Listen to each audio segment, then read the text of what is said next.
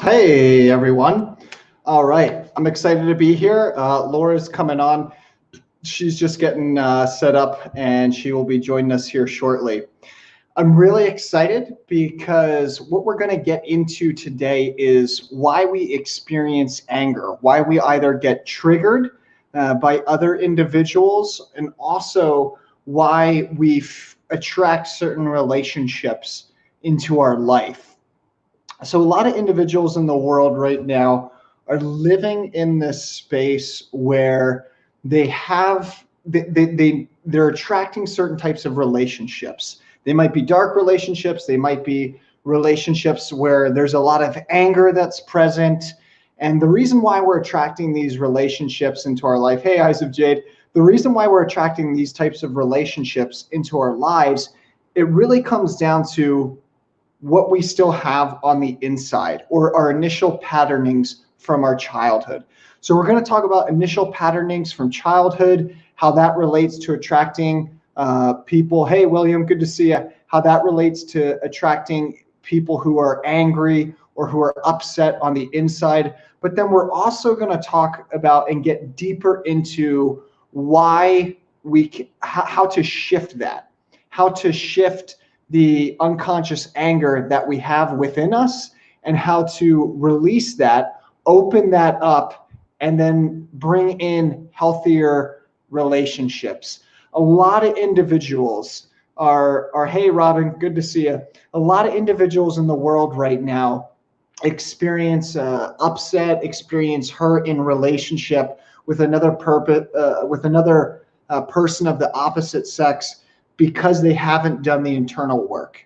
And so we're going to talk about the internal work, the inner work, the healing, but then also we're going to get even deeper into how to maintain that.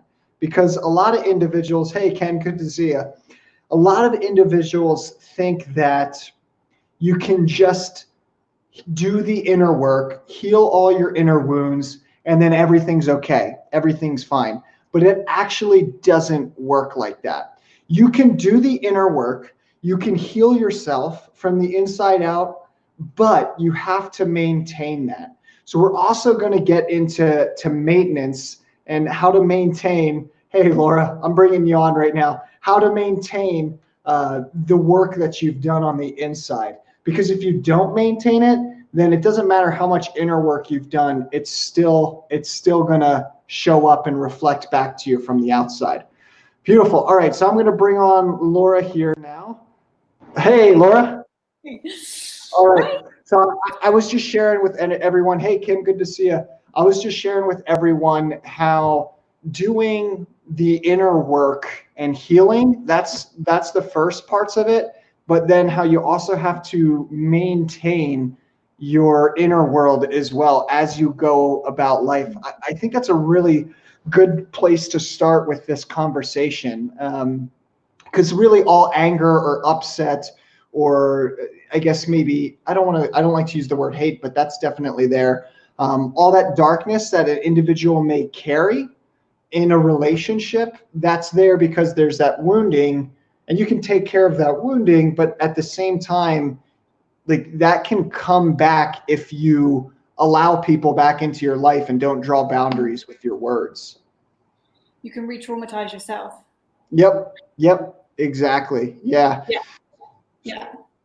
Laura, do you have you're coming in a little bit blurry here. I don't know, maybe the internet in Australia is a little bit low right now.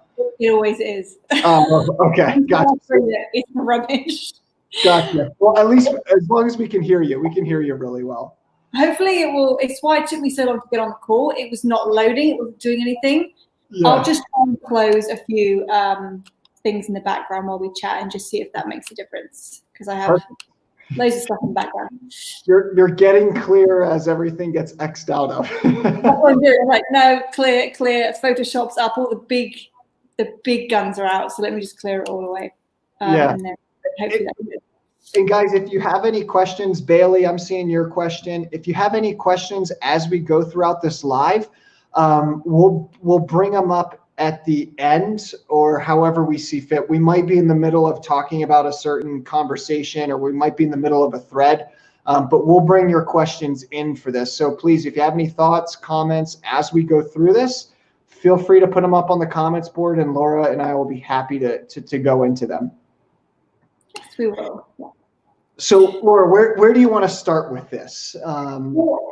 Is my picture clearer yet? Is it doing anything? Yeah, it's getting clear. Yeah, it is. Okay. Well, it'd be good to start with what we were just talking about, because I know that we mentioned this at the end of our last call.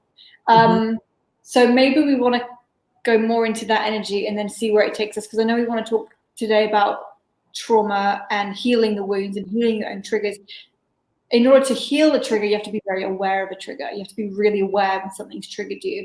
For me and probably you, if we've been triggered, it's pretty obvious to us. We know when we've been triggered, but some people don't quite understand what a trigger is.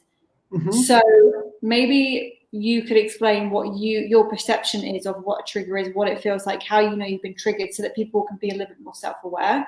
Because it's funny, my boyfriend just sent me a video of someone, there was a big fight at the local supermarket that he was just in. And I was like, people don't even understand when they're in pain. They think that they need to solve it by pushing it outwards or solving it outwardly, and they're not realizing that there's just something in them that needs to be heard. So maybe you want to talk about what your perception of that is. I love that. Yeah. So I look at as a trigger as a unconscious response to an external stimulus. This is really scientific.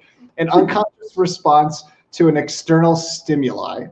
And it's usually, so it can be like anyone can get triggered any type of emotion, but it's really what I see it as, it's always relating to not feeling safe or secure in the world or in something. So if we get triggered, if we get angry, we get upset at our spouse, like the other day, like earlier, my internet went down and I was about to have a client call and I started getting a little bit upset. And like, that was me getting triggered by technology not working and me wanting to be a trustworthy, coach. So a trigger is simply just a reaction to something that's happening in our external world, but it's stemming from something within us that we still have yet to look at. So my understanding of an awakened, embodied human being is someone who they're still active in the world. Things might be happening, but they don't have a big emotional reaction to it because they've taken care of, or they're constantly doing their inner work. So they're always at peace within themselves. So that's how I look at what a trigger is. But I want to take it a little deeper here, and I think it's important to know that before we dive totally into this, anger and all emotion is a communication. I think a lot of the times we just think of when people communicate that it's just their words, but all emotions are forms of communication as well too. So if someone gets angry or upset, that's a communication of, I don't feel heard right now. And like, that's I was talking to one client who's going through a divorce, and she shared with me that she would get really frustrated and angry, and her husband had no idea why she was getting frustrated and angry. And in my mind, I was like, yeah, you were communicating that you were upset. And she's like, yeah, of course I was. But because he didn't have the emotional intelligence to recognize that when she was angry, she was actually saying, hey, I don't feel heard or listened to or seen right now. Hence the anger, see me. Like, that's all it is. Like, that's all anger is I'm not being heard. When I reflect on every time that I get angry, it's because I don't feel like someone on the other end is listening, or someone truly isn't on the other end listening. That's why technology is my biggest teacher in my spiritual path. Yeah, it's funny because we can see it depending on the person that we are and how we live our lives. We can see it either affected outwardly or affected inwardly. I know that if for example, yesterday, I was out all morning. I came home, I was like, I'm tired. I need to lie down and have a nap or something. And when I woke up, I thought, okay, I really need to go outside now. It's time to go back out. And I didn't. I was like, well, maybe I'll just spend another hour at home. And I went and I accidentally knocked my elbow on the side of my kitchen table. And I could feel this like frustration pouring out of me, like I wanted to scream for a second. I was like, oh, it's because I want to go outside and I'm not listening to myself. And now I'm getting frustrated and being hurt by all the things around me that are stopping me from going outside. So to me, my kitchen table became your computer and your technology. Right. Sometimes that, like with people you see, that could be a person. I'm getting angry at that person because I'm not being heard by them. I'm not being heard by myself. For me, it happened to be my dining table where I went and hurt myself. But it's like this inner rage that came out because I was like, oh my God, I just need to go outside. So for me, like a trigger, to a lot of people, it doesn't actually make sense to the person on the outside because it's an internal problem. It's an internal battle. Right. So you can, I think most people have probably had this experience where they're so frustrated or angry or tired and they keep going. And then the smallest thing will just take them over the edge. Yeah. Yeah. It'll trigger them. Like, the smallest thing will get them really upset. Yeah. I want to bring up Marley here. Hey, Marley, it's good to see you. I want to bring up her comment because she really brings up an awesome point, and I'm really excited to actually go into this.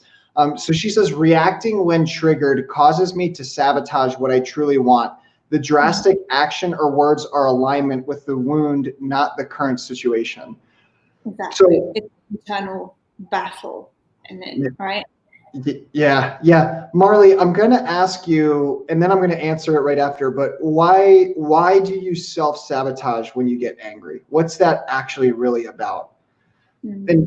And I'm gonna go into this because when I had self-sabotage patterns, and I still kind of see it come up, like if I'm overworking, I'll start working against myself. And as soon as I start working against myself, I'm like, okay, I got to stop working because now I'm just working against myself.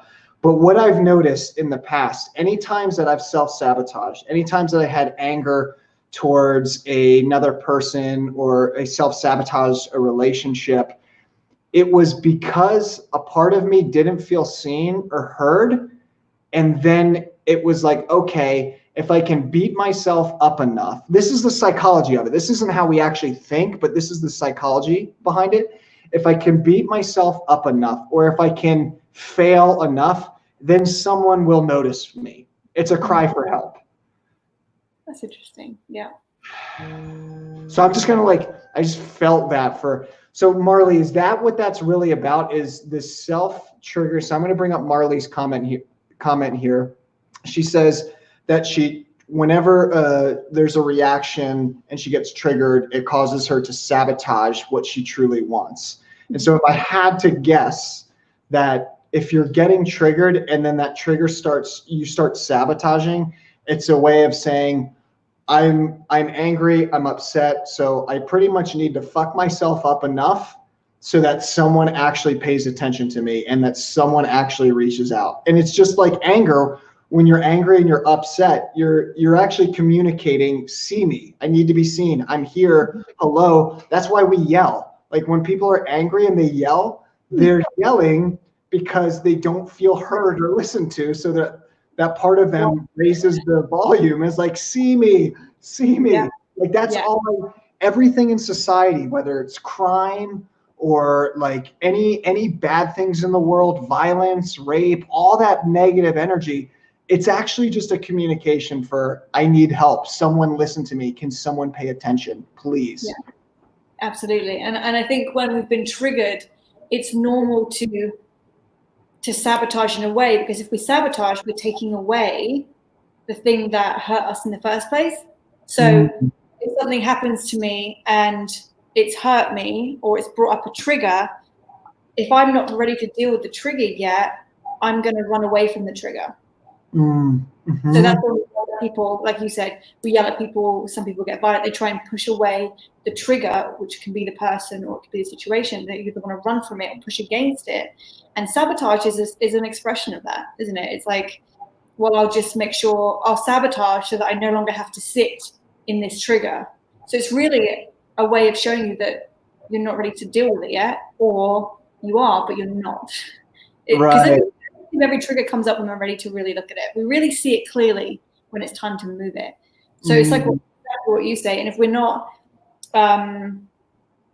willing to really go into that yet, we're going to project that outwards. We are going to scream and raise our voice because we're not ready to go into the inside. We're too busy trying to push it outwards because it's like, I don't want to look at you, you're painful.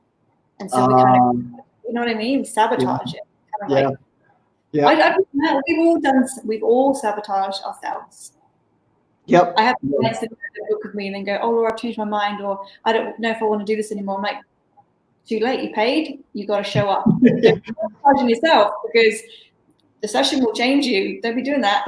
Right. Well, that's the biggest thing. And this comes out, we don't have to go into this too much, but it does play out in business a lot, where I've had people pay me and then they're like, oh, I don't want to do this, I'm scared. Like, no, just please, like, refund. And I'll be like, no, you're going to go through this. This isn't going to be fun. And like, that's what transformation is. It's not easy. Like, there's times in transformation where you're going to face the shadow and face that inner demons, but that's what having a coach and a healer or a guide in your back corner is about. It's you holding them to a higher standard to bring that space through. Laura, I'm going to bring up Marley's comment here. She said, that's Deepika, sorry, 1 second. So Marley says fear of rejection. So we had Marley's comment earlier. I think I have forced the rejection to get rid of the discomfort of having to have faith. So it sounds like, what you said. It's like a blend of what we were saying. It's like trying to push away the pain. We all do that. We don't want to deal with it. Like, I understand. It's natural, normal to a degree. But when it's really ready to be healed, that will just keep coming up. You know, when you just notice the same thing, you're going to have to notice it at some point. And you can change it different ways. You can change it physically and make different changes in your life, or you can change it emotionally. They're kind of going to bring you to a place. Right. But it's normal to want to push away anything that's painful. I want to make that. I think this is a really important point to make. I remember the exact moment in my life. It was 3.5 years ago, and I was in my apartment where I finally said I was no longer running from any pain whatsoever. Emotional pain, physical pain, I wasn't going to run from it. And I remember I just had surgery. I'll never forget it. I had just had surgery this would have been, about a month prior on my ACL. And I was going through my awakening. It was really intense. And I started doing what was called, like acupuncture. Well, my acupuncturist said, I want you to start, take like the needle. He had this needle pincher thing, and to pluck all my fingers and all my feet and bleed them before I go to bed every night. And so I know it was a pretty crazy practice. So I was doing this, and I remember I just had surgery on my knee a month earlier, and I was doing this self acupuncture, and I was doing it correctly. But I remember there was all this blood in the sink, like all this blood, and I was on my crutches, and I remember seeing all the blood in the sink and just being like, oh my gosh, like this is painful. Like my hands are in pain. My feet are in pain because I've done this self acupuncture that the acupuncturist told me to do. My knee's in pain. And I had they gave me prescription meds, but at this point in my awakening, I was like, I don't want to put that shit in my body at all. Mm-hmm. And I remember I said, you know what? I'm going to accept and embrace all this pain, and I'm not going to have an emotional reaction to it. And it was amazing. As soon as I said that, I started feeling my energy, my Kundalini energy, flowing into my knee, like the part of my knee that needed to be healed. And I just had surgery a month prior, and I was still on crutches, and literally my legs started doing this motion. And I was like, oh my gosh, this hurts so bad, but I know my body's healing itself. I healed from that injury 5 months quicker than what the doctor said was possible, because I embraced all the pain of it. And so whenever we have pain, what I realize, and now I'm tapped into that bliss energy, beyond pain and beyond pleasure is a better energy, which is bliss. And so if you can accept emotional pain, physical pain, and you don't have if there's no pull to either or, if you're neutral to pain and neutral to pleasure, then you get put up in the energy of bliss. And I think that is really what an integrated masculine and feminine person comes into. We're talking about Tantra lately in this series and relationship. And when pain no longer scares you and you're no longer only just trying to go towards pleasure, which is addiction, when you're finally over that threshold of trying to avoid pain and only go towards pleasure, you move into a higher energy, which is bliss. Thanks. It's like, oh, what a great story. Share it. Yeah. That's a great story. Because I always think there's a difference between pleasure and bliss and joy and happiness. Happiness is something we can kind of find. Pleasure is something that we can find. Bliss and joy is a state of being. And when you get into the bliss energy, and this is where it gets a little bit tough when we talk about things like sex and things, because when you get into the bliss, the things that once gave you pleasure don't. You and I talk about food. I'll be like, yeah, it's food, whatever. You just eat it. Well, I feel nothing. Sex, if it's conventional, I feel nothing. There's no pleasure. 8 seconds, thanks. You know what I mean? There's nothing there, because when you're in a state of bliss, it's different. And once you stay there long enough, you're going to bring things that match the bliss. Yeah. And then a whole new level of fulfillment beyond anything you've ever experienced. Beautiful. I love this. So cool. Or we kind of came into this backwards, I guess. So that's after you do all the inner work and go through the woundings and release the anger. So can we go into the connection, and we'll reverse engineer our way into this. Can we go back into the connection between unconscious anger and pain and how that plays out in masculine and feminine relationships? Mm-hmm. Yes.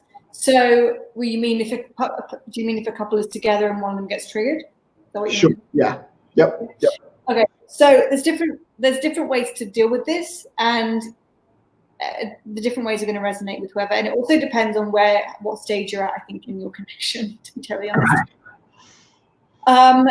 If you're new to this, then if you're being triggered and you're not going inwardly and being self-reflective, this is when you get two couples that are yelling and arguing at each other. The one's being triggered, the other one's being triggered, and it's a consistent back and forth with bullshit that nothing gets done and nothing gets achieved, and you waste a lot of energy. It's very exhausting, and nothing happens other than I hate you a little bit more now, and you hate me a little bit more now, until we have sex and make up, and then you go through the same cycle, right? Yeah. I've seen many roommates go into that. They fight with their significant other, and then like 20 or 25 minutes later, they have makeup sex. And I'm like, that is a horrible pattern. That is a really bad pattern. Makeup sex is a way of releasing the frustration, but then it just goes back. And you also put all that energy and anger into each other. And it's also couples that crave pain and get pain. That is from a wounded place. Yeah. It's like makeup sex is a place of pain, and it's getting off on pain. So I'm not going to look at that if anyone resonates with that. If anyone on the call is having makeup sex, just know that. I'm not saying I have done it to know that it doesn't really work, because I like to get my hands into these things to really know what works, what doesn't. But when you're going through a trigger, for me personally, I always go to the self first. If I'm being triggered, I know I'm being triggered because I go a little bit quiet, because I pull back a little bit and I think, what am I observing here? And what I tend to do is I actually tend to work through my own triggers on my own, unless I have to communicate them. Because first of all, when you're being triggered, if you act on the trigger, I mean, the distress afterwards is not worth it. It's like a tornado. I always say it's a tornado. If you're in that space like this, when you're triggering, you're kind of not in control of yourself, your emotions, your words. People say, "Oh, I didn't mean it," because But there does get to a point where if you do this enough, you're not going to be able to fix what you broke. It's like a mug. If you drop it and it chips, you can glue it back together. But if it smashes and completely fragments, well, you're going to need a new cup. So some things can't be fixed. When you're triggering, it's very important to just stop, I think, and just be with it. And you can let it move through in a few different ways. For me, I analyze it a little bit and I think, what is that? Why is that hurting in me? I let it move through me for a few days. if I can feel it in the body, I sit with it and I feel the pain of it. I don't observe it or judge it. Say, for example, if it was in my heart, I would sit there and I think, what is this? And I'd feel the emotion and I'll let myself cry and let it move, and then I'll see how I feel. For communication, if you're someone that needs to do that, I mean, I know some couples will say, look, for some reason, what you said or did triggered me, and I just need to figure it out, and then I'll talk to you about it. That works, in my opinion. If you're going through a trigger and you explain it to someone, it's very difficult for that person to completely understand what you're going through because it's an inward pain. You can say, I'm being triggered, I've got to just take a minute. And that they can understand. If you say, well, I feel this and feel that, feel that, it's confusing because you go into the trigger together, it gets cleared, but it stays with that person. So you've moved it, it's no longer there, but then the other person's like, well, I've got to be careful about doing this and doing that because they don't like it. But now that wound is no longer there, you've healed it, and then it's confusing for the couples. So I always say that it's an inward journey. That doesn't mean that you go through everything alone. You can communicate and say, this is what's triggering me, this is what I'm going through. But really, I do feel like it's an inward process because no one can fix you. Right. Yeah.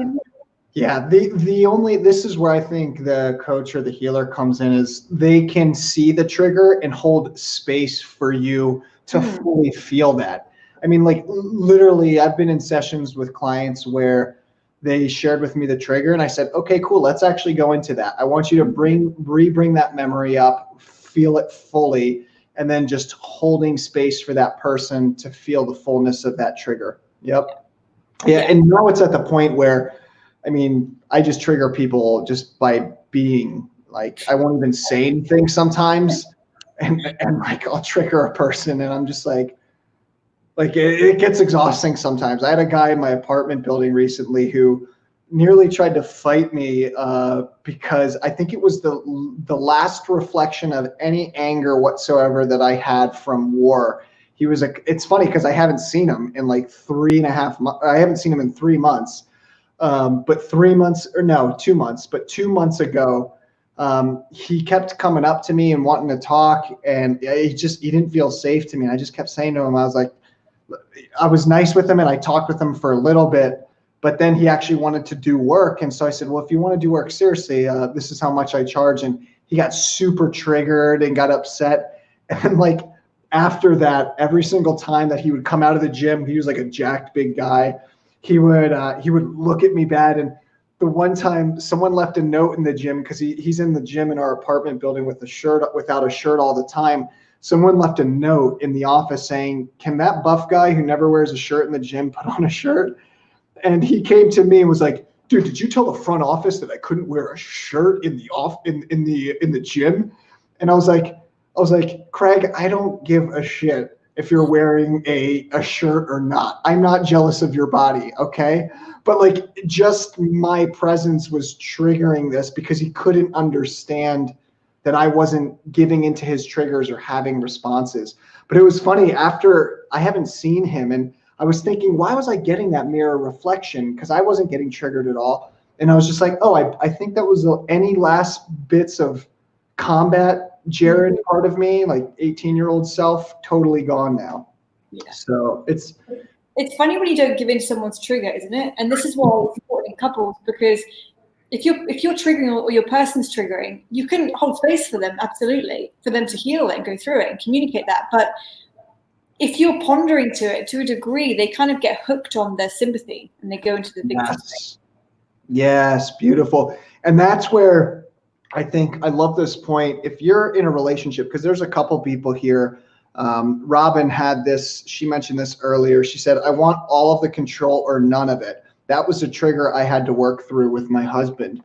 Mm-hmm. And so I really think if you're here and you're in a relationship, or you're in any type of relationship, maybe not necessarily romantic, but a friendship, or maybe family members are living with you and you're watching this, then the best thing that you can do when someone is triggered is not give in, not allow them to hook you in. Stand back and then ask them, do you want me to hold space for you? Because I can tell you're really upset or angry right now, but I'm not going to participate in this. And that might even get people even more upset. But At that point, that's where you just let them do their thing, because they're spiraling out of control emotionally. And when someone spirals out of control emotionally, they try to pull you into their tornado a lot of the times. So at that point, it's really important not to get hooked, or you're going to go on a little bit of a tornado ride with them, which, my God, when clients, in transformational work, when sometimes my clients get triggered, I can feel them trying to pull me into it. And I'll just tell them, I'll hold them in that space and say, I know you're upset. I know you're angry, and I know this is coming up for you. I want you to know I'm not going to go there with you, but I still love you. And it's, and then like there's a spiraling, and then the tornado dies down energetically, and then they land back again. And then I see a nice filled breath come in. Right. Yeah. I think the nicest thing, because I've had this done on me, the best thing to say to someone, like a partner, if they're triggering, is to say, I see you. You're okay. I see you. Because I know that in my experience, like if I've had someone that was triggering, they might not have known it. They would like, I don't know, trying to pretend that they weren't, or they would try and pretend that they're okay. If you just say, look, I see you. I'm here. You're going to be okay. Because that's what I need. That's great. Yeah, I love that. And that makes sense too, given what we were talking about earlier with anger just being see me, see me, see me. Like that's all the person's crying out for. Right. Yeah, let's go to anger. Let's go to the anger topic with being angry with the opposite sex. I would love to discuss that. I would love that. Yeah, let's do that. So when people get triggered in a romantic relationship, where's that actually stemming from? Where does that come from? The beginning comes from the beginning of this lifetime and then other ones. So let's use women angry with men just because it's so obvious and it's been coming up on the channel and we've been getting some shit. So if a woman is angry at a man, she's very likely angry at the man that brought her up to begin with. Now, if you go even further back, the man that she chose to bring her up to begin with carries the templates and the light codes of all the men that she's still angry at from past lives. So we've been through everything. Ancestral line. Exactly. It just continues on. So it's like you say, oh, I've still got men controlling me in my energy field because I haven't healed that yet. So I need to choose a father figure who's going to bring me into this world and control me. And if I don't heal that, I'm then going to bring in men and relationships that control me, and so on until I clear it. Now, if you don't clear it and you let it go on long enough, that is going to project outwards as a trigger. So that means that no man that comes into your life will ever do anything right. You'll always see him controlling. Maybe he is. People say, oh, all men are the same. No, that is not true. All men that you are attracting are the same. You haven't changed because you're the same, right? You're the same. I don't know how I'm going to say that to people. That's a great, I love that comment. Yeah, I was literally just talking with a woman the other day, and I was asking her questions. I do a little survey for the series, there's a Sacred Relationship Sexuality series that we're doing, and she said that exact same thing. She said, Jared, all men are the same. And in my head, I was thinking, no, all men in your life might be the same, but that's what this thing is about. Let's change it. Yeah, exactly. So, right. I hear that. I understand. I hear it a lot, and I'm sure I used to say it a lot as well. Men are this and men are that, because that's just what you keep seeing. And if you're in the wound, you're going to keep seeing men that are going to go into that wound with you. So you can do it anyway. Guys that say, oh, women are all the same. Well, that's really not true at all. No one of us are all the same, but it's what you're bringing in based on who you are, because you attract what you are. So if you have anger to a woman towards a man or a man towards a woman, like you get men that are angry at women too. They're the ones that want really violent sex. It's like they want to literally destroy the womb. Yeah. Oh yeah. I've been there, and that was scary once, and I realized what was happening, and I was like, I can't continue with this act. Right. It is, yeah. It's like they have so much anger. They literally will tear the womb apart. They have anger towards the women, the mother, the earth. They have, because it's all the same. They have anger towards the place that they were created from. Wow, that's really profound. So I'm going to draw a connection here then, and this might be pretty hard. This might be hard for some people to hear, but so like angry sex then, like guys who like it, like really going hard and going to town, and then women who like that, that's really just pain playing out in the sex and people bonding over pain. And if there's pain in that root chakra, then it's like, oh, I don't like my existence here on earth and I have so much pain. Is that correct? Yeah. Because the people that I've known that want that, it's funny, I had a friend who you know about who wanted really rough, violent sex, which I take part in. Yet he was the most gentle, kind man, one of the most gentle ones I have. But he was in pain in that area. And the ironic thing is that he'd had an awakening and he wanted to be with someone like me, who was kind of compassionate, kind and loving, yet he wanted the rough sex because he had the wound in the lower chakras, not anywhere else. Right.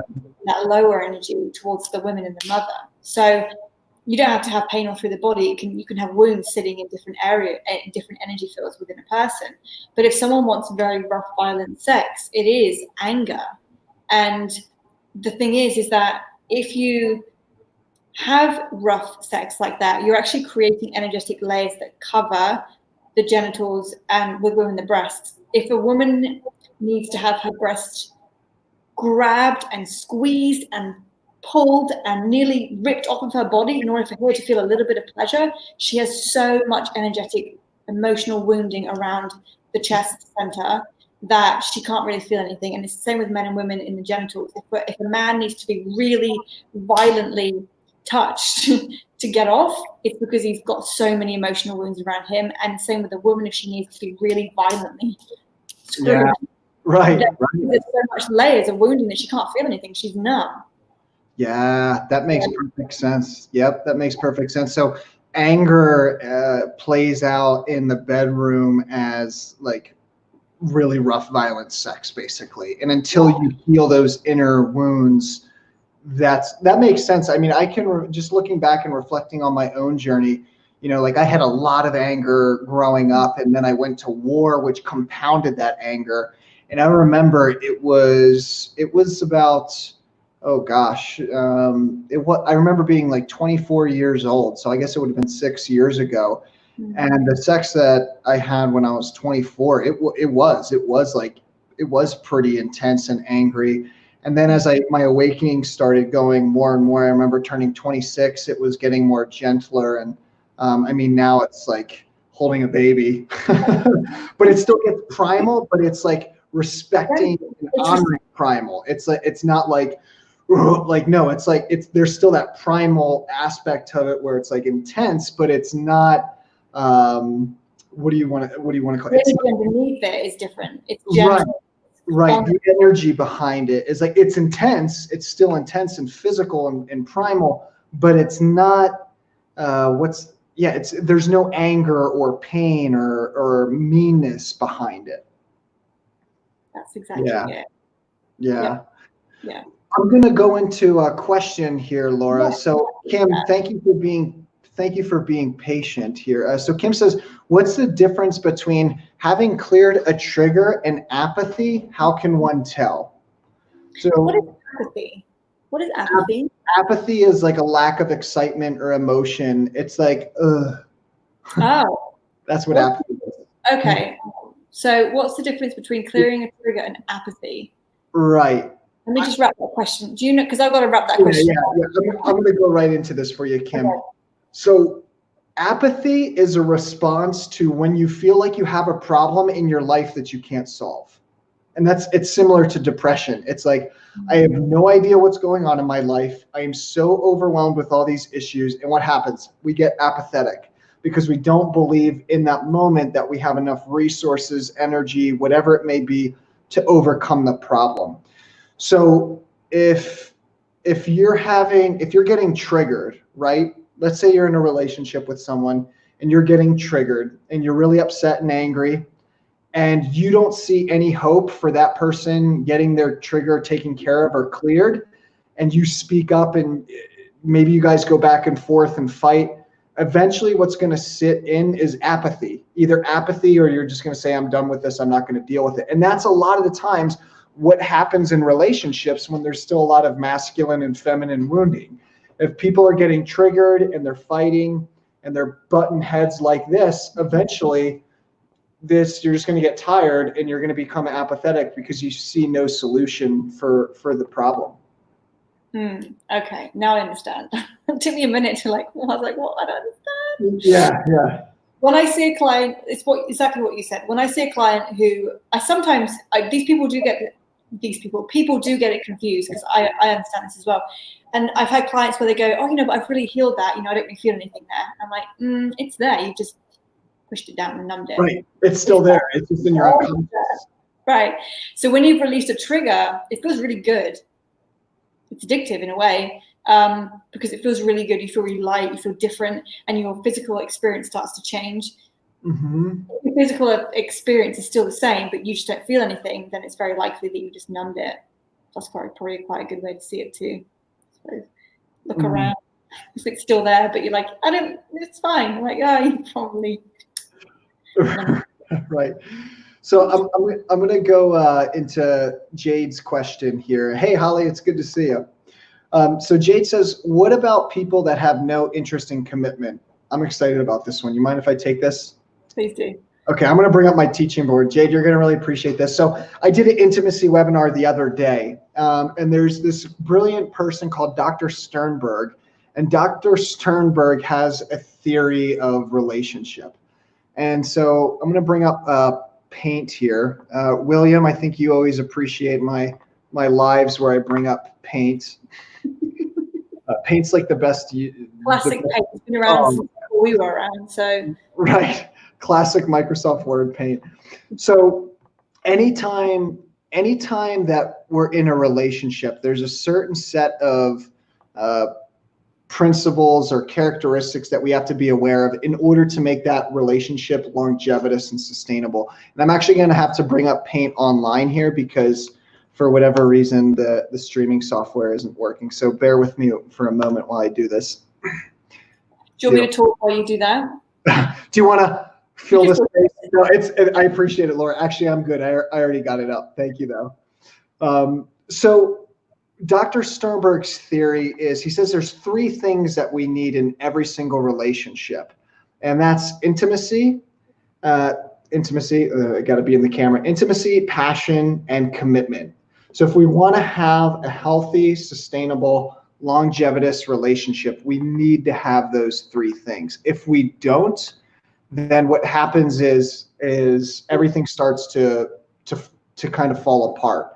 Laura, can you see my paint here? Can you see this? Yeah. All right, cool. So this is if this is the triangle, all right, this is going to be a really rudimentary drawing because this is like 1995 Microsoft Word paint. You're an amazing artist. Don't be putting yourself down. Thank you, Laura. So if this is Dr. Sternberg's triangle, every relationship, romantic relationship, can have one, two, or all three of these. So we'll say intimacy is one corner. We'll say another corner is commitment. And then we'll say another corner is passion, right? And so let's say you have a relationship where you find that there's a lot of passion, but you don't have any intimacy or commitment. Well, that's like friends with benefits. Yeah. It's like, oh yeah, there's a lot of heat and fire, but we don't have to have any mental intimacy. We don't have to have any emotional intimacy or social intimacy. So social intimacy is doing shared activities together. But let's say you have a relationship where there's passion and intimacy. Well, that's like a great thing to have, and that has the potential to be a long-term relationship. So a lot of people who are maybe in the honeymoon phase, who are enjoying the relationship, they understand each other's worldviews, they can do things together that are fun. That's great. So then you have 2 out of the 3. But really, in order to have a happy, longevitous, sustainable relationship, it's best to have 3.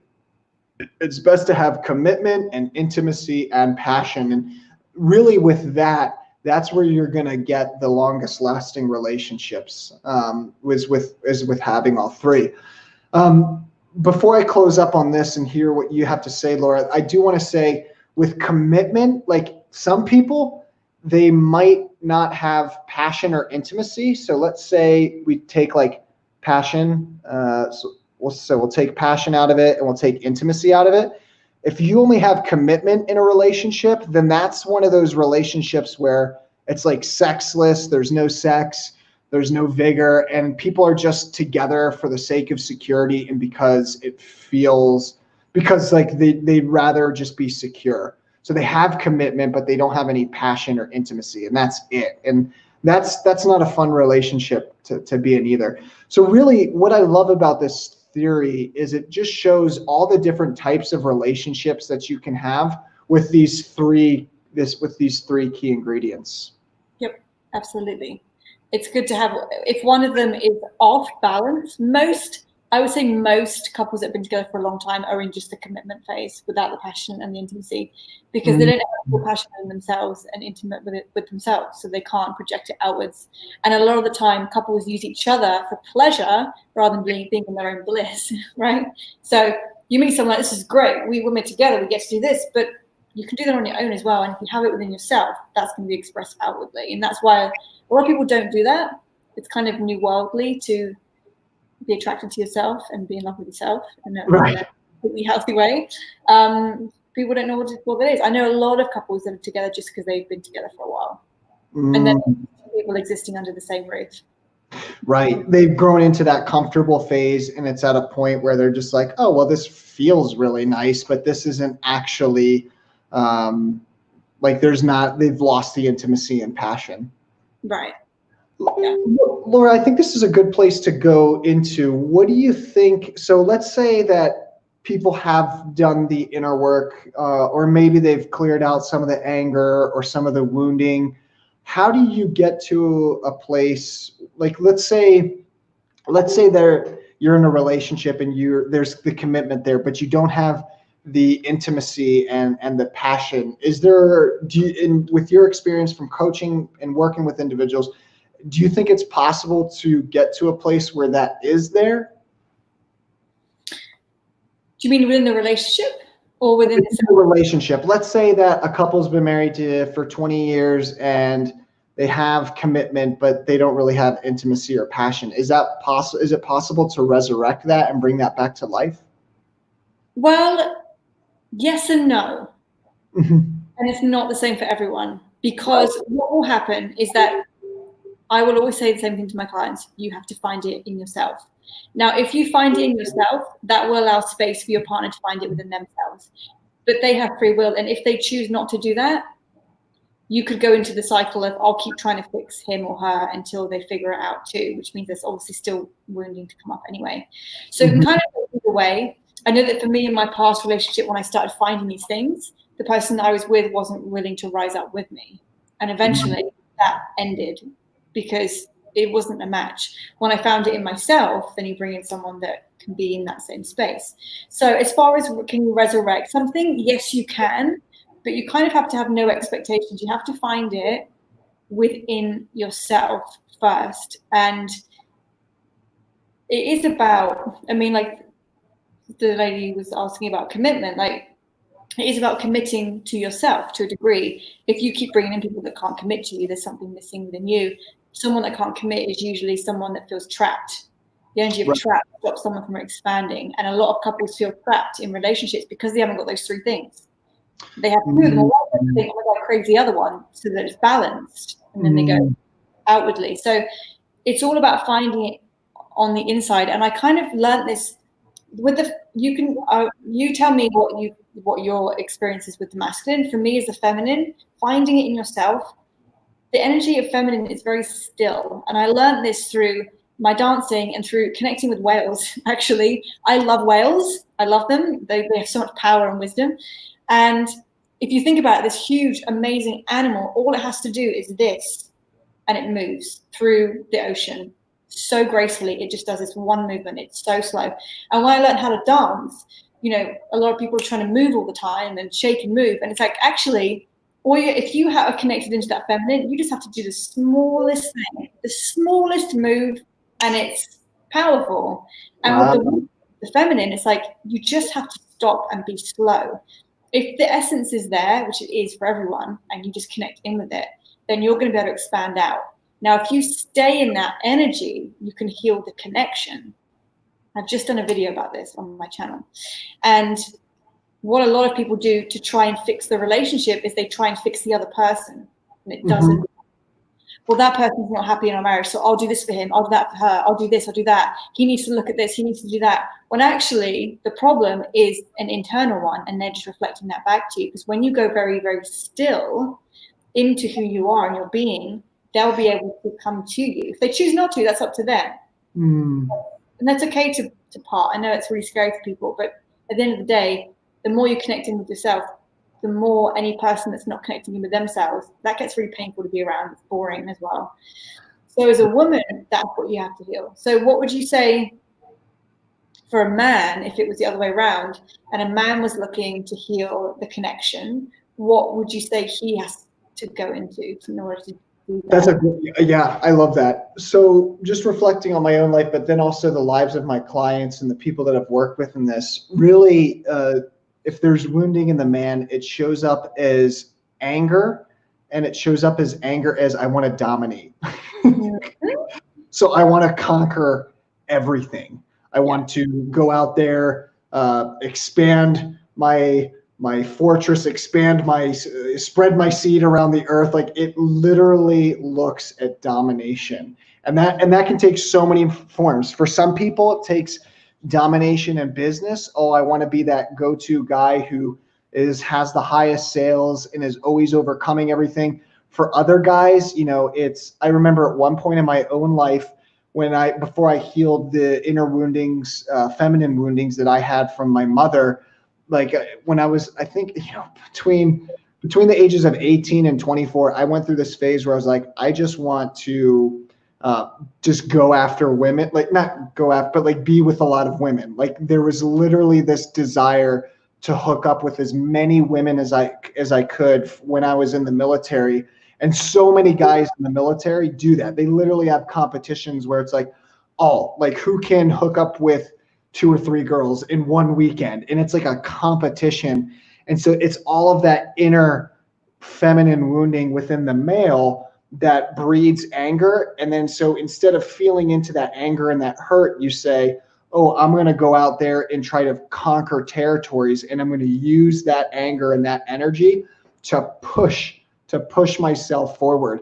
And so like I'll never forget it. I mean, I remember I was in the recruiting office. It was crazy. I was 17 years old, and the staff sergeant and this one guy were having a conversation, and the staff sergeant was like, how many women did you sleep with? And he's like, dude, I'm up to 65. And I remember being 16 years old being like, oh my God, like what the heck? That's crazy. But then another part of me was like, I wonder if I could do that, which is like so unhealthy, like my God. But that's how men, that's how their wounding expresses themselves.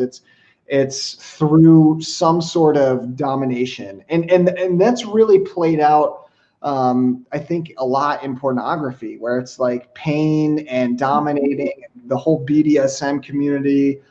That's all that's about. It's just trauma, unhealthy trauma going on back and forth, being passed back and forth. But once you heal all that pain, none of those types of relationships or energies can come into your life, because you've healed it within yourself. Yeah, 1000%. So I want to take this even deeper. Can we go into manipulation a little bit? Manipulation in relationship. I think this is a really great space to go into and draw the connection between manipulation, anger, and wounding. I think that's a great place to go into. Yeah, manipulation is, to me, it's a form of control.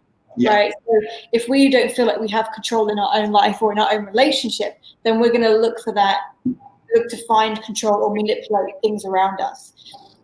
Anyone that can manipulate, which I used to be really good at, if I'm honest, because I'm an Aries, like the shit out of people. I was really good at it. Yeah. Yeah. But it was because I couldn't deal with being hurt and being in pain. So if you do that, then that's going to hurt me. I don't want to look at the wound, so you're going to have to not do that. And I wouldn't directly say it. I would do little things. I would put out little words. I would act a certain way to control the way that person was around me, to manipulate the energy of what was around me so that I didn't have to be hurt. So if we're manipulating something, it's because there's a pain there. We're either not wanting to look at it or we don't know it's there because some people aren't self-aware. But it's when you get triggered by something and you try to control the external rather than going internal. Yeah, beautiful. I love it. Yeah, and I was good at manipulation too. Like the way that I see it is the more pain you have within you, the more manipulation there will be. And manipulation always, like you said, comes down to control. And control in the external world always comes down to the feeling that I don't have control on the inside.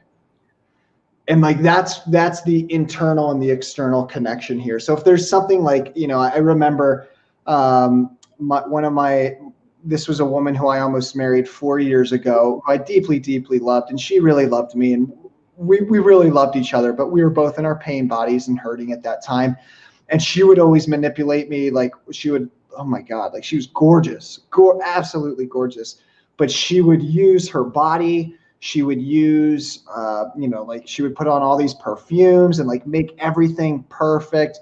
And it was all a form of manipulation. And she would use sex to manipulate me to stay in.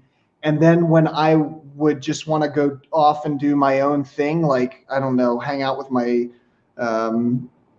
like she would call me up crying and I'd be like, what's the matter? Like, why are you crying? And she's like, I just don't feel like you're close to me. And I'm like, I'm just in my room reading a book right now. I love you and I care for you. But it was like she within herself didn't feel safe that I would stay in the relationship, which I never gave any signs or evidence for at all. But that internal insecurity within her started playing out. And so then she would do all these things on the outside to try to control what she felt like she had no control over on the inside. And that insecurity was coming from a wound that was directly connected to her father never being there for her in the way that she needed in order to feel secure in herself. Yeah. It's a wound that is playing outwardly. I think men manipulate a little bit differently to women. I feel like men are a little bit more like, I'm just going to control you, whereas women are really sly and sneaky and maybe even a little bit more dangerous when it comes to certain things like that, because we have a way of really going underneath. So men can be like energetically smack you across the face, whereas women, we're going to come up behind you and kick you behind the knees and you're going to buckle. So we come in go low, whereas men are more, it's right there in your face if a man's trying to manipulate you. But women that use their bodies or their damsel in distress energy to get something, like, oh, can you come and help me? Oh, that energy, that's so dangerous. Flat shoulder, the brazen shoulder. Cute. Like that to me, I see women play themselves down a lot. Like, oh, I really, I'm like, girl, you got to step up. Like this Barbie doll child thing you got going on is old. But women that use their bodies to manipulate, that's dangerous, because you're putting the energy outwards in such a large way. And I've done this myself, so I know anytime I used to use my body as a way of manipulating, I had no respect for my body at all. Right. Yeah. Oh, absolutely. And men do it the same way. They just do it differently. They just get really jacked and try to bench press a lot and look really good on the outside. And it's nothing more than a form of manipulation to get attention. And, oh, I want to, use this and bring people, get that attention. And I've seen men and women do this, but I've seen where I've been at the other side of this, and then I got really good. But I was playing the game. It was when I was in one phase of my life back in my early 20s. I remember trying to, we'd have these competitions where me and my buddies would go out and be like, okay, who can make out with the girl the fastest in the club or something stupid. And And I remember this one girl, she used that like, oh, like I need so much, like, you know, like that kind of like manipulation, damsel in distress energy. And before, like, that would endear me. Like, that would be like, oh, you know, like my heart would get excited about it. And it was like perfect. And there would be that like using of each other. But I remember when I finally started really healing those internal feminine wounds within me, a girl did that to me, and I was like, you can stay away from me. I'm not going to be your knight in shining armor. And I literally said that, and her face, she literally just went like, and then I was like, bitch, I ain't saving you. Like, I have no desire or want to save you at all. And I remember saying that, and just after saying that, I was like, wow, that felt really good. It does feel really good. I know I've done that with men before when they've come up to me and been all like, hey, I'm like, no. Stay back. No, you can't buy me anything. I'm good. Yeah, you have to really see it and say no to it in the physical for it to really clear, because that's when you really know that you're not going to allow that into your life anymore. But I think that anyone that men try to big themselves up and women try to lower themselves down. It's interesting. Right. Against who they really are. And any woman that has to go down and go into that energy has no idea who she is. Right. No. And she thinks that if she was who she was, she would be abandoned or left alone, because what a woman who's really in her center, she has to be with a certain type of man, a man who knows who he is and can hold his own space, because otherwise it's intimidating. You need to be with a certain type of man, and a guy like that needs to be with a certain type of woman. They need to match up. But most women tend to look at society and go, well, in order for me to get a guy, I have to lower myself and be like, oh, thank you. That energy. Yep, absolutely. There's a couple of women that I'm thinking of who I've had conversations with in the last couple of days where I'm like, oh, they need to see this clip. So I will be sending it out. Yeah, it's really amazing how we think that lowering ourselves, and this is definitely childhood patterning, is going to get us what it is that we want. And some people it does. Like, some people that actually does work, but that's just two similar woundings coming together. Laura, where would you say that comes from? That oh, I need to lower myself in order to get what it is that I want. Where do you think that comes from? I mean, from the feminine perspective, the people that I've seen do that, it really is just someone who is scared of their own selves.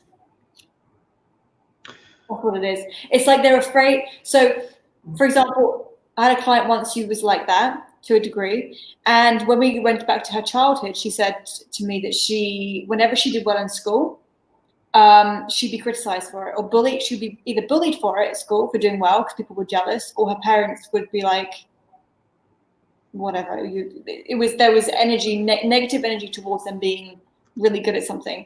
And so they get this energy about them that if I go really big into who I am, if I go really expansive, I'm going to get rejected.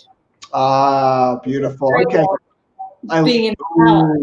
Oh, I love that. Okay, beautiful. So this connects back to Marley, what you were saying earlier. Marley shared that she had a fear of rejection. So it's, if I'm too big and ask for what it is that I really want boldly and confidently, and you say no, then I fear that that's going to hurt too much. So I'd rather lower myself, not have expectations that I'm going to get, or maybe lower myself and hope that I get what it is that I want.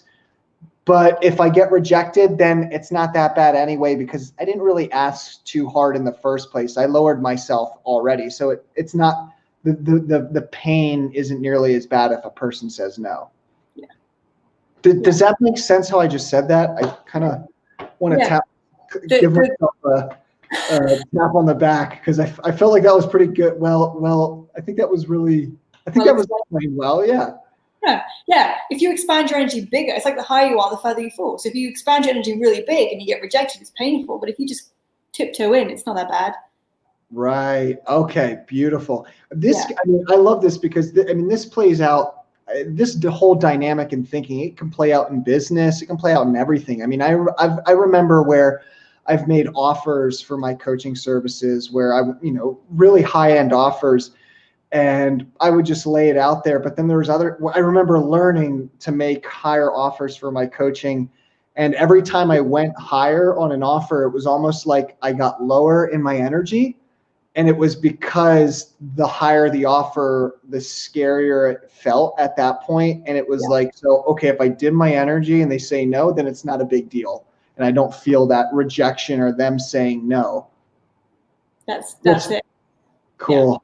Cool. Yeah. And guys, I just want to say, if you're just joining us, please check out the links in the YouTube description box. So Laura and I are doing a sacred relationship web series, and we'll be doing this for the next 3 months.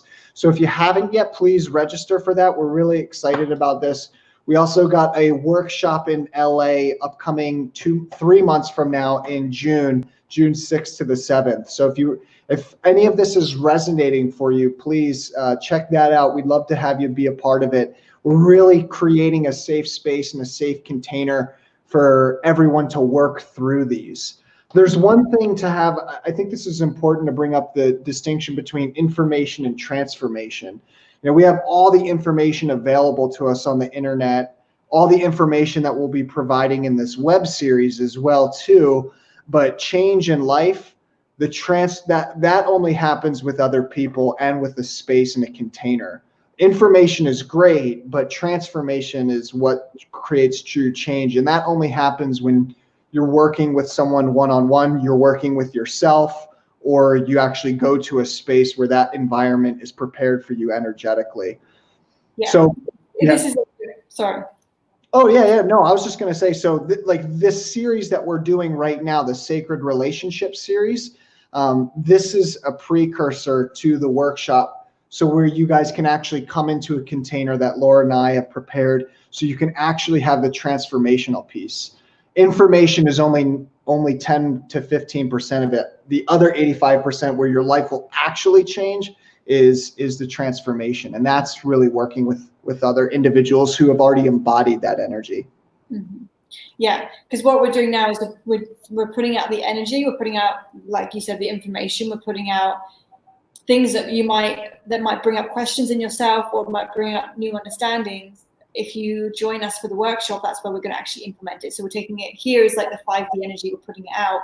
The workshop is the grounded 3D, where we take it from energy to an actual physical experience, an actual transformation. So someone said, where in LA? I don't have the address on me.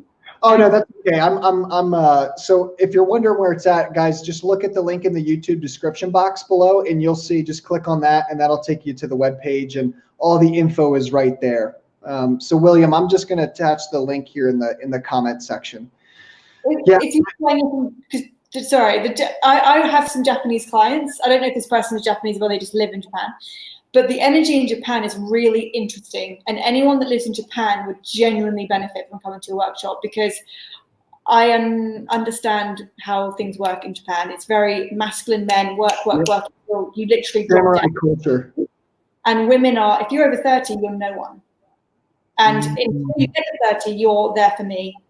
And that's it. And I see that a lot in the culture of Japan. So anyone in that energy would really benefit from the work, and to learn it and take it back. It's really, there's a whole cultures that are set up around pain, like not even healthy. Hey, Joanna, thank you. There's whole cultures that are set up around painful relationships, where the woman has her own role and the male has his own role. And I know in Japan, I have one friend, actually in high school, I was an anthropology major. And my one friend lived in Japan and did an anthropological study. And he found that a lot of the men in the culture still, there's this leftover. William, you probably know better than I do, because you actually are half Japanese and live in Japan. In that culture, there's this samurai code that's still left over, that's translated into the business world. And so just like I was saying earlier with anger, when people get angry and there's that need to conquer for the male, that pain, that need to conquer, that's really prevalent in the business world. And so much so, I wish I knew the name of it. William, if you know the name of this, please put it on the comment section. That would be wonderful. Where Japanese people actually work themselves to death. Yes. They actually work themselves to death. And it's because there's that pain, that societal expectation, that leftover samurai code of just go, go, go, work, work, work, conquer, conquer, conquer. But it's all driven by anger and pain. Yep. I can't remember what it's called. Is it like can't remember. But yeah, they literally work themselves to, it's, from what I'm told, I have a Japanese client. She was saying that men, like, they literally get up at 5, go to work all day, come home late at night, go to sleep for a couple of hours, and then it all goes cycle. And it's like that. And people literally, karoshi, thank you. I wanted to say like kosher. I was like, that's not it. Karoshi, yeah. They literally die. They literally drop. They have heart attacks. They drop dead. It's one of the places in the world, one of the biggest places in the world for that to happen. So men are completely that way, and women are kind of suppressed, and you're here to be the wife, and youth is praised rather than the older woman, who actually, I think the older you get, the more beautiful you get, because the wiser you get. I think wisdom is beauty, but women are kind of suppressed there as well. And so yeah, Japan, clearing certain energies. Someone said about their husband having it in their lineage, and if someone's got whatever they've got in there, if they're half Japanese, half Lebanese, half Scottish, whatever, they have those patternings in their energy field. Right. It's cultural. It's been passed down. Exactly.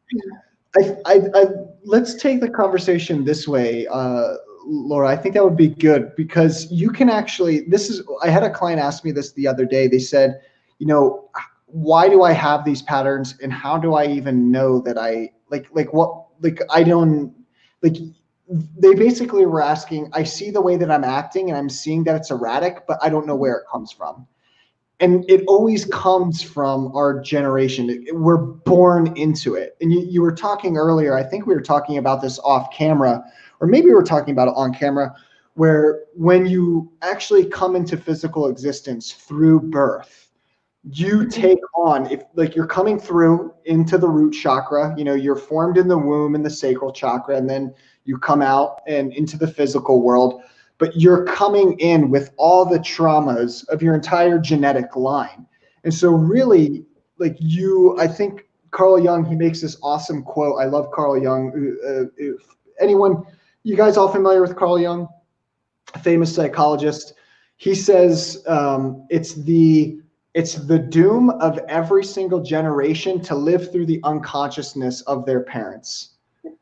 So basically, whatever your parents didn't heal and whatever work that they didn't do, you are doomed to have to work through. And if you don't work through it, you're going to pass it on to your kids. It's inevitable. And so all these patterns that we have, it's not just like ours, it's the cultures, it's in our genetic line. So the more healing work you're doing, not only are you raising the consciousness of the entire planet, and you're raising the unconsciousness of your genetic line, which I think is incredibly commendable. Anyone who's willing to take that journey, I think that deserves to be, honored or acknowledged. Yeah, clearing ancestral timeline is quite a big deal. Clearing it for ourselves and for the ancestors. When I work with someone that does a past life clearing, I always try and describe it because you're taking a fragmented part of yourself and you're putting it back, whether it's ancestral or it's yourself. And if you think of it like you're in a really 3D basic way where you have ghosts, I can see spirits. I can. They some of them float around with knives in their heads and arrows in their back, and they just don't know that they're dead. But that soul is attached to a soul here. And when you feel that wound within yourself, that fragmented part, which is a spirit, a ghost somewhere, goes up to the light. Really cool. And same with the ancestral stuff. When you clear the ancestral stuff, anything that's been left in the unknown gets put up to the light. And we've all got the ancestral stuff. And how do you know if you have it? Well, we all do. So there you go. That's the answer. But how do you clear it? Where do you know it comes from? Well, first of all, look for it in your parents. Why do I do that? Well, does my mum do that? Or does she do the opposite of it to counteract the fact that she does it? And if she does it, okay, so it comes from the feminine timeline, it comes from the feminine ancestral timeline. And then that's when you want to go, if you can do timeline work, past life work, or whatever. But it's always comes from somewhere. And I think we were talking about it off camera, because I recorded a YouTube video about this guy, if you guys want to check it out. The wounding in the feminine womb, which is why I work with women, so that children can start being born in freedom rather than pain and go through a healing. You carry out all that in the womb. When you have sex that's painful, when you have areas in the womb that are painful, it's because there's a wound there. And if you clear them, the wound will be clear for the child to come through. But if, say, for example, your mother has all the wounding that she doesn't know was there, you're being birthed, you're being created in a space of trauma. So as you are born, vertebrae starts at the top of the neck and it works down as the baby is created, right? So it's the top vertebrae and onwards down. So as you are created, you're picking up all that wounding, and then any wounding that's in the birth canal, it's straight through. And then you go, boom, hit down into the root chakra.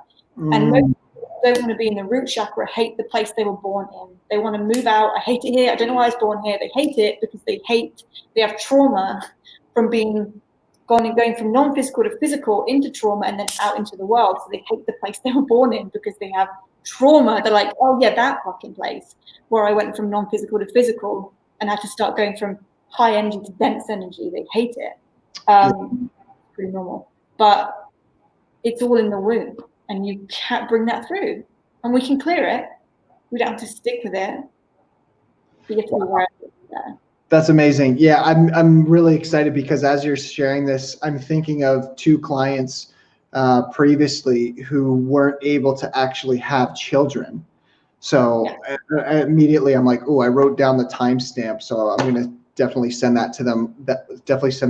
Later on. I want to bring up a question here, Laura, that I think is really good. So Elisa says, how far would you say it's healthy and functional to consciously try and heal personal wounds within a relationship, i.e. without it turning into a therapy dynamic or even a manipulation playground?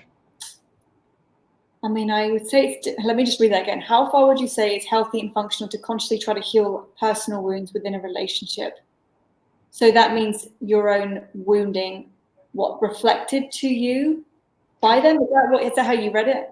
How I read it was, and Elisa, please share with us if this is right or if this is wrong.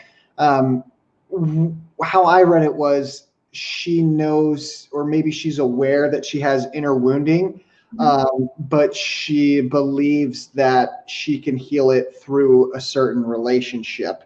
But it sounds like it's getting a little bit potentially messy as well at the same time. So it's like using a relationship to heal a wound. Yeah. I'm just going to say that is, it's going to turn into a manipulation playground. You just told us. You're right. Yeah. You just told us right there the direction that you see it's heading in. It has to. Do you want to share that, Laura? You want to take that one?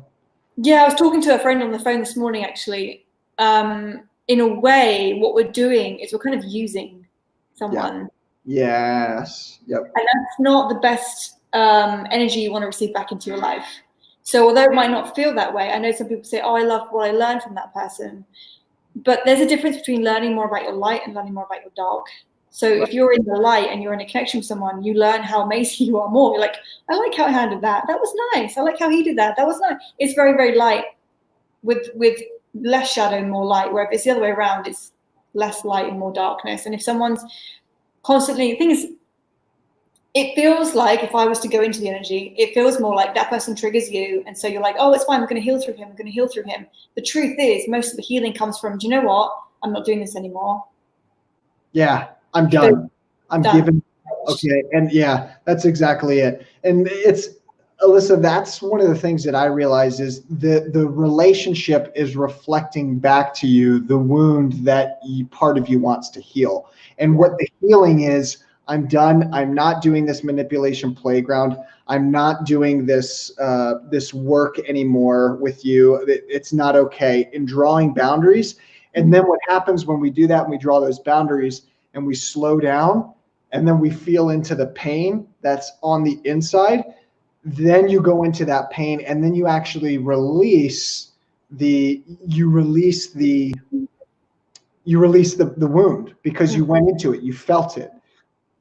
So I would say if that's the relationship, Kate, if that's the relationship that you're in, the best thing that you can do is just make a promise to yourself and say, you know what, this relationship is getting ugly. We're trying to manipulate each other. And guys, remember, any form of manipulation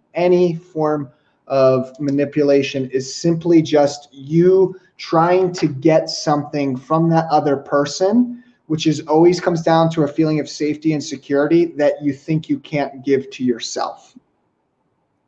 That simple.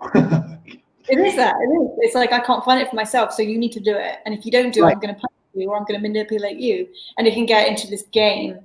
So bad. So dangerous. That's when, I mean, I understand. I've done it. My hair fell out. I got sick. I didn't eat. I get it. I've done it. It doesn't work. Right.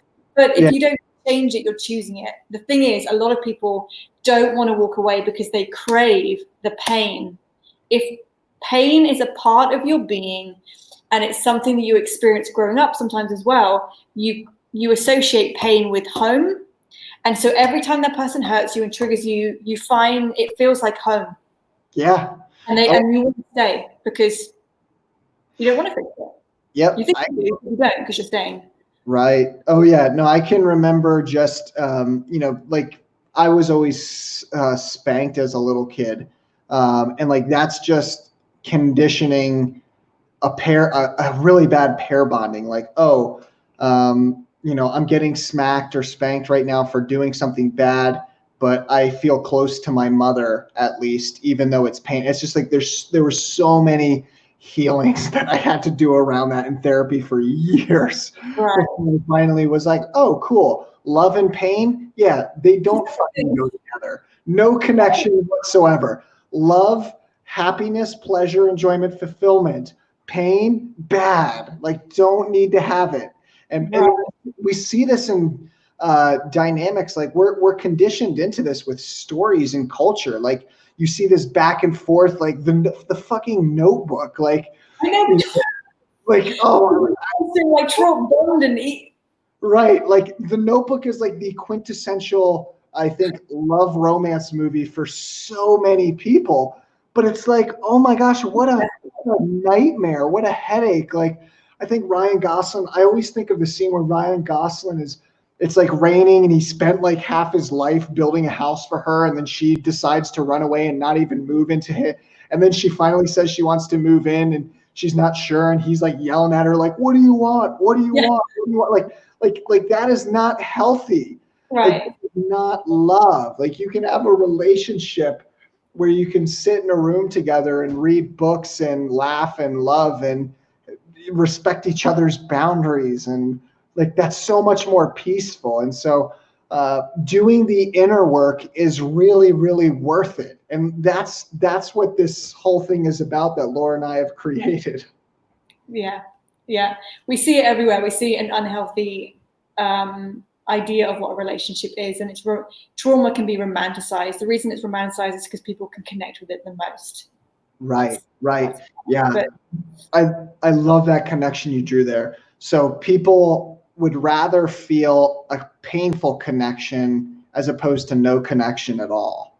And I think that's the thinking is, oh, well, I only know a painful relationship and I don't have a model. When I was doing a survey for individuals, bringing people into the program and reaching out to people, I was asking them these questions. I would say, what's a model of a healthy relationship for you? And a lot of people said, I don't really have ever had one.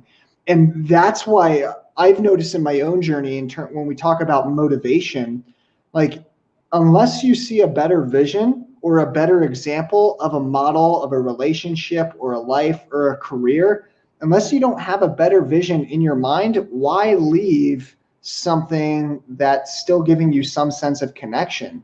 And I see this in relationships where it's like, well, you know what? I'm just going to stay with this shitty, abusive partner, or I'm just going to stay with this person or this relationship that's painful because I don't really know anything else. And so people stay in that for years when it's like, dude, there's so much more that's on offer for you. And I can see it. you have to be willing to jump. And I think that's where a coach or a healer also comes into play. They can hold space for you, hold up a vision for you and say, hey, look, you've been living in this for a long time and you probably think there's nothing else that's on offer or that's available for you. But in reality, like this type of relationship is on offer. You're going to have to do the work and we're going to have to work through this. But this type of relationship is on offer for you if you're willing to step in and do it. But not everyone's willing to do that. And so I've found that holding a vision for people and letting them see an example of what is possible is really important to do for them to step in to do the work. Yeah, that's great. And I mean, the thing is, because this is a whole new concept for people, there's not a lot of relationships out there that people can look at and go, oh yeah, that looks healthy, I want that. Because most people are in the trauma still, they're still in the pain. But it's changing, luckily, and stuff that we're doing hopefully will wake people up. But a lot of people, they live in, I call it a false relationship. People can call it something else. And it's when you live in complete hope. Yeah, I think he'll change. Yeah, she'll figure it out. Yeah, that's not real. That's you hoping and trying to make yourself feel better, because the truth is that you're not ready to leave or you're addicted to the pain of the relationship. So you live in hope. I did that for years.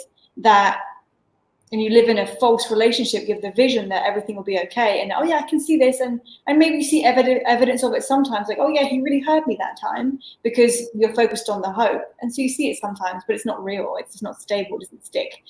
But the problem is that if you do the inner work, and I used to get this question all the time, well, if I do the inner work, am I going to want to be with my partner? Well, if he's got the same wounding as you and then you don't have it, probably not. And so they go, oh, I'd rather be in the pain than leave them. Right. And there's also the possibility for you to do the work together if you want. I mean, you don't have to, but you can do the work. You can say, you know what, I really love this person and we're in this manipulative relationship, but you can redefine the relationship and say, hey, let's come to terms here. Let's have some truth moments and say, I would rather, I love you still, but are you willing to work on this with me and do this? And that's a possibility too. I see that on offer for individuals. You don't have to do it that way. For me, looking back to the relationships that I've had that were painful and where that was going on, I just said, you know what, I just want to cut this off and start afresh, because it's not really worth it. But for some individuals, you can do the work together if you're willing and you want to preserve that relationship. It's just a matter of whether the other person has the capability to go there. I think Sarah Hall we mentioned this in the video that we did with her, and it's so true. You have to really observe the actions of the other person to know what's going to happen, because I've done that before where I'm like, oh, are we going to work on this? And he'll be like, yeah. And I'm doing all the work and he's not doing anything. Right. She's still picking his words. Right? Yeah. I think that was Sarah. Yeah, that was Sarah. Yeah. I always tell my clients, look at the patterns, not the words. Absolutely. Like, look at the patterns, look at the actions.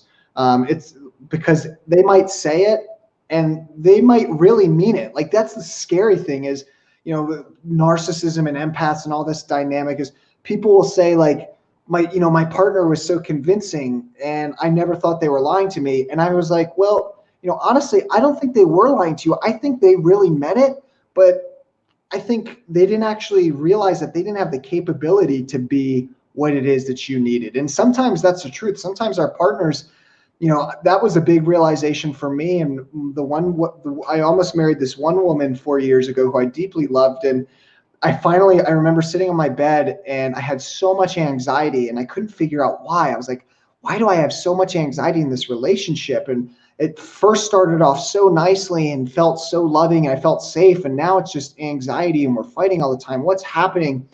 And I finally realized, oh my gosh, like she doesn't have the capability to be the type of woman who I need her to be. Like, she does not have the ability to hold space for my anger. I could hold space for her. And I would hold space for her for when she would get insecure or call me up and say, I think you're going to leave me, or, I'm worried. Like, I had the ability to hold space for her. But then I realized she did not have the ability to reciprocate. And once I finally realized that, I had to call the relationship off, and it was pretty hard because I just sold my motorcycle to buy the ring, and we just moved in together in the same apartment. But it was just the way that life played out, and it was a good decision to call that off, because I saw the timeline for it, and it was not a happy timeline. Yeah, and that's exactly it. You have to be aware. People will only love you as much as they can love. And right. I remember the last relationship, I grew so much, I loved so much, and he loved me, but he loved me in the way he loved me at the beginning, rather than even, it wasn't expanding. And so if I ever wanted to feel love like I was giving and like I felt for myself, that person was not going to be able to rise up to that point. And so you have to break away from that. And it's exactly what you say. If that person can't hold space for that, or can't expand in the way you are, then it doesn't, you can't really do much about that. It's just what yeah. Laura, how are you feeling? I mean, there's still a couple other things that I want to go down. How are you feeling with time here? Are you still okay with going longer, or do you want to cut it off soon? Where are you at? So my battery, I've probably got another 10 minutes before my battery goes. Does that work? And there's a question that someone really wants answered, because I saw the word question in block capitals, which means please see me. Yeah. Okay? So I don't know what the question is or where it was, but if we can find that at some point as well. So I think it was, there was a couple questions that we had here. And while I'm scrolling for this, I do want to say, I think that's where anger comes from. It's having the expectation that this person is going to show up a certain way, give me attention, love, or they're going to show up how they showed up in the beginning of the relationship, when they don't have the ability to do it. When they don't actually have the ability to show up in that way that you need. So I'm gonna go with Schultze's question here. So Schultze says, question in big caps. One of my buddies, and he asked this a while ago, Schultze, so I apologize, we're just getting to this, but one of my buddies who I've known for years went through a hasty divorce, shares custody of one of their children, but is the primary guardian. Suddenly he's into MGTOW, and we don't hang out. Laura, do you know what MGTOW? Yeah, I don't know that either. I'm going to look at the thread here. So Schulte also says, he sent me so much MGTOW thinking I'd go down that route too. I don't know why. It seemed like such a toxic and narrow-minded ideology. And what the hell? Seriously, anyways, I miss my friends sometimes. So I don't know what do you know what that is? I don't, but I guess the people you surround you, be very careful with the people you surround yourself with. You will become them. Yes, absolutely. So specific in who I spend time with. Especially because those people are going to advise you on your life. If they're advising you on something and you look at their area, let's say, for example, they're advising you in your relationship and you look at theirs and you think, well, so I don't want that though. And if I take your advice, am I going to end up with that? It doesn't work. So you have to be very careful. Men going their own way. That's what it is. Okay. So, men going their own way. I'm not sure. Could you be a little bit more specific, Schultze? It sounds like, if I had to guess, it sounds like he's just went on his own path. Like he was in divorce battle and then was like, forget it, forget my child, forget my wife. I'm just going on my own path. Right. I've seen this happen a couple of times. And I think, what I realize is there's people who get into relationships and they have a family. And, I was actually just talking with one woman the other day. She might even be on this live, where she was in a marriage, and after a really long time, she just suddenly left. She just up and left, or not she did, he did. He just upped and left. But before he left, he kept saying that he felt like he was going crazy before he left. Turns out that there was some, like he was gay and he didn't know it, but he got into a marriage, had a family, and then suddenly as he got older, other parts of himself wanted to start expressing himself, and he realized that, oh my gosh, I'm actually gay and this marriage isn't, but a part of him couldn't accept that fact. And so I think when people go their own ways like that, it's because they had these deeper desires that didn't come into expression early in their life because their environment wouldn't allow it. You know, for like this, for the one person that I'm talking about, I'm pretty sure they grew up in like a really Christian environment where homosexuality wasn't allowed. And so his environment really pushed that down. But then as they got older, it was like that started expressing itself and he could no longer repress that true part of him. It's kind of like the midlife crisis. Anyone that goes through a midlife crisis, it's the moment where you realize you haven't been living your truth for long enough. Because someone that suddenly thinks, oh, I think I'm gay, they know, you know, he probably already knew that, but he wouldn't allow space for that. And so he creates an environment where he can't be that either. So it's all internal, outward thing. But I guess he finally got to the point where he's like, I can't not live my truth anymore. And you do kind of go a bit crazy. Yeah. Yeah, it can feel like you're going crazy because all of a sudden all these desires that you never realized you had start coming to the surface and your ego starts saying, this isn't me. I'm the type of person who always stays with my family and who always stays with my kids. But wait a second, I have these other desires over here. Am I crazy? But it's like, well, no, that just part of you could never express itself with the environment that you grew up in. And that's the crazy thing about life, guys, is we can grow up in a certain environment. We can grow up in a certain time in society where what you really want and desire isn't allowed. Like, I mean, you look at the 50s where I think it was in the 50s. Was that when gay rights was allowed? But like there were so many people who were saying like being homosexual is not natural. It's not normal. There was laws against it. And there were so many people who were really homosexual at that time. But because they grew up in society around that time, they thought that having those desires was really wrong. And they thought that they were crazy. They were ostracized by society. So there's things I think that desires that human beings have right now that maybe society is like, nope, you can't have it. That's not okay. But society or your initial environment that you grew up in isn't just allowing you to express your true desires and your fullest self. Yeah, a lot of the light workers that came in the 60s, which Dolores Cannon says that they're the first wave of volunteers, they couldn't be spiritual. They thought they were crazy if they saw angels or, you know, right. That energy. They thought they were crazy. Things change and the energy's lifting and we're all allowed to kind of be who we are now. Some people take it to the other extreme now. Humans seem to put everything in a box. It's like, oh, you can be more awake now, you can be spiritual. We're going to give a word for people that are gay, and that's okay. And now we're going to give a word for people that are straight. Now we're going to give a word for people that don't want to have sex. Now we're going to give a word for people that only want to have sex with them. And it's like, guys, just let things flow. But yeah, it's people not being able to be expressive as to who they are. That tends to come back to you at some point, no matter who you are. If you're not really.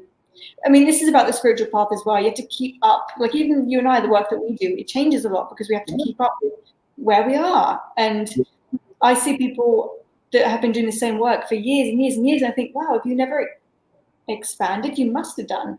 So at some point, you're going to really not want to do that anymore. But they're not keeping up, or they're just, well, I've always done this and it makes me money, so I'll just keep doing it, or I'll. Right. Instead of expansion, you have to. Important. Yeah. Well, I want to end on a good note here and a high note, Laura. What exactly is, and this will be the last question we ask, and then we'll break here. What can, if a person's caught up in this pain in a painful relationship and they're looking towards an ideal relationship, an ideal way of relating, what do you think that relationship looks like? Like, what is the ideal, healthy, where people don't have wounds anymore? What does that ideal relationship look like playing out? Because Laura, you're experiencing this. So what does that actually look like? I think it's probably going to be different for each person, but in my experience, it looks like your own inner bliss being put right in front of you on a daily basis. It looks like, so everyone has a different idea as to what they think as to what they believe they need, what would feed their soul, what would help them expand and grow, what they would need. Once you become that for yourself, you're going to directly attract the exact opposite counterpart of those things. And if you reach a point where you're at bliss and you're just in joy, the relationship will reflect that. It's non-dramatic. There's no drama. This doesn't mean that you'll never argue or you'll never have a disagreement, because you're both, sorry to say it, human, but it's dealt with in a very different way. It's healthy. It's actually fun. Yeah. It's like, what? I had this the other day. I was like, do you know what, babe? I said, I felt like shit today. And he was like, why? I said, because this is happening, this is happening. He's like, okay, well, what is that? What is that? And then he said to me, why are you doing that? I said, I don't know. Why do I do that? It's kind of like a fun conversation between two people that's trying to figure something out for the other person. It's nothing dramatic. No one was yelling or screaming at each other or falling on the floor and going, oh my God. It was more like, that's fun. What is that? I don't know. What do you think? It was funny, if anything. Yeah. It was fun. It's fun when it's healthy. It connects with your joy and your bliss, and it's non-dramatic. That's the biggest difference. My last relationship was so dramatic. My God, it was so dramatic. This is just still and fun. And one of the best tools that I was ever taught when I went to executive coaching school was Q-tip, and it's quit taking it personal. Like most relationships, people are getting all the problems that they have in their lives, they turn them inward at each other, and then they take it personal and they take it out on each other. Yeah. But really, it's actually two human beings versus a problem in the outside. And it's like, hey, how can we solve this? How can we solve this together? How can we make this happen and really tackle the challenges of just living on Earth in a healthy way and be a team? Yeah, there's a real sort of honor to the other person, and that I see it happen in all ways. There's like honoring their opinion, honoring their emotions, honoring their body, honoring the sex, honoring all of those things. It's a real deep, profound energy of complete honor and respect for that person. In a way, it's kind of like in awe of that being, and not in a weird sort of, I put them on a pedestal, but like, that's profound. Because at the end of the day, if you are in a space where however you feel about yourself is what you're going to see in a relationship. I think for myself, I find myself very attractive. I find myself very femininely sexy. I find myself wise. I think I'm funny. I can be. I think I'm kind. All the things I love about myself. My person is all of those things in himself. Yeah. And so instead of seeing the wounds reflected back, I see the good parts reflected back, because that's where the space that I live in. So if you are kind, you're going to bring in someone kind. If you're happy, you're going to bring in someone happy. Even the way he speaks is the same as me. It's all excited. When he talks, he's excited, because I'm excited about life. So it's kind of like that. Whatever you are, you will bring in. And if you want a healthy relationship, you've got to be a healthy person for yourself. Yeah. It's really easy. It's actually really easy. It doesn't have to be dramatic and difficult. Yeah, beautiful. That's great. All right. Well, everyone, we're going to close up here. Laura, thanks so much for just doing this. I'm going to thank myself and pat myself on the back. Thanks, Jared. Good job. This was good. Guys, if you'd like to continue this conversation, we will be doing more videos, more interviews as a part of our Sacred Sexuality and Relationship series. The link to register for that is in the YouTube description box, and I'm also putting it in the comments section. So if you haven't yet, please register for that. Also, Laura and I will be doing our workshop 3 months from now in LA, June 6th, June 7th. It's on a Saturday and a Sunday. And what that will be doing is we'll be creating a container to actually allow the transformations and shifts in your relationships to occur. Remember, information is awesome. It's great. That's only 10 to 15% of it. It's always happening at the mind.